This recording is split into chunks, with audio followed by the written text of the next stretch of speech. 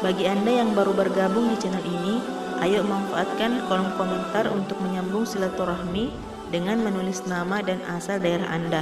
Semoga pertemanan ini mengumpulkan kita semua kelak di surganya Allah. Kalau sudah subscribe, yang belum subscribe segera subscribe. Biar nanti ada pemberitahuan video baru Habib Novel Al-Idrus. Seringkali orang ngomong saya udah tawakal, saya udah pasrah.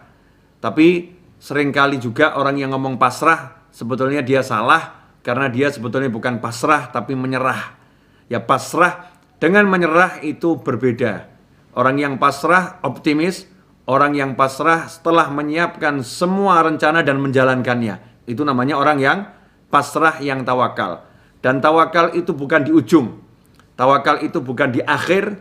Tawakal itu bukan pada saat kepepet, saat terdesak. Tapi tawakal itu sejak langkah awal.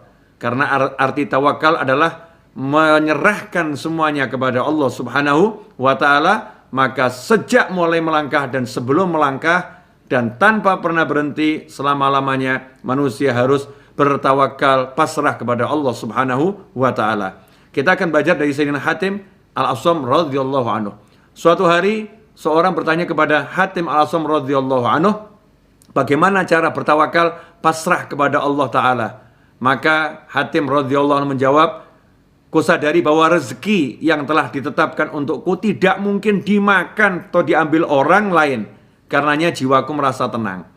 Jadi nomor satu, kalau kita mau pasrah, mau tawakal, bab rezeki ini, kita harus sadar bahwasanya rezeki kita tidak mungkin diambil orang lain. Semua udah ada jatahnya sendiri-sendiri, bagiannya sendiri-sendiri, catatannya sendiri-sendiri. Rezeki kita akan jadi milik kita, nggak mungkin jadi milik orang lain. Rezeki orang lain nggak mungkin jadi milik kita, akan tetap jadi miliknya. Nah kalau udah tahu seperti itu, kata Hatim Al-Asam radhiyallahu anhu, maka hati akan tenang. Ketika berbisnis, ketika berusaha, ketika berikhtiar, sejak awal itu tenang mengharapkan rezeki dari Allah Subhanahu wa ta'ala dan tidak ribut dengan rezekinya orang lain, tidak iri, tidak dengki, fokus pada apa yang harus dikerjakan sesuai yang diajarkan oleh Allah Subhanahu wa ta'ala. Yang pertama, yakinlah rezekimu tidak mungkin diambil orang lain, rezekimu akan sampai kepadamu. Yang kedua, aku tahu bahwa tidak ada seorang pun yang beramal untukku, karenanya kusibukkan diriku dengan amal soleh. Jadi tidak ada orang lain yang beramal untuk kita. Kita ini kalau mau amal ya amal untuk kita sendiri. Ya diri kita sibuk beramal soleh. Orang lain sibuk amal soleh untuk dirinya. Kita sibuk amal soleh untuk diri kita sendiri. Gak ada orang yang amal soleh untuk kita. Untuk dirinya aja sendiri masing-masing sibuk kok. Masing-masing sih sibuk. Makanya kita berbuat yang terbaik untuk diri kita. Agar nanti setelah kita meninggal dunia, orang-orang ingat dan mendoakan kita. Ya, saat nanti kita meninggal dunia toh kalau gak ada yang mendoakan kita udah punya amal yang banyak, amal yang cukup, karena belum tentu anak keturunan mau mendoakan, belum tentu teman ingat, belum tentu ada yang mau, ya, belum tentu ada yang mau mengirimkan pahala amal solehnya untuk kita. Maka selagi kita hidup, ya kita berbuat yang terbaik untuk diri kita, amal soleh sebanyak mungkin. Yang ketiga, aku tahu bahwa maut akan datang secara tiba-tiba, karenanya aku bergegas untuk menyambutnya. Jadi maut itu mati, nggak nunggu penyakit. Mau sakit, mau sehat, ya bahkan masih dalam kandungan, ya bahkan bayi yang lahir sehat sekalipun, kalau udah namanya mati itu datang, tidak bisa ditolak. Karena mati datangnya itu secara tiba-tiba, maka kata Hatim Al-Asam, saya nggak nunggu alasan, nggak nunggu sakit, nggak nunggu apalagi terancam nyawa, tapi dalam kondisi apapun saya bergegas menyambut maut. Bagaimana cara bergegas menyambut maut? Yaitu dengan amal soleh. Menyadari bahwasanya waktu yang kita miliki sangat berharga karena maut bisa datang kapanpun juga. Makanya segera memperbanyak amal soleh. Fastabiqul khairat, berlomba-lomba untuk kebaikan. Kemudian yang terakhir, aku tahu bahwa diriku tidak dapat menghindar dari pandangan Allah, pengawasan Allah. Karena itu aku malu kepada Allah. Kata Hatim, karena saya tahu dimanapun berada dan kapanpun saya selalu dilihat sama Allah Subhanahu wa ta'ala. Selalu diawasi sama Allah Ta'ala. Karena jadi malu.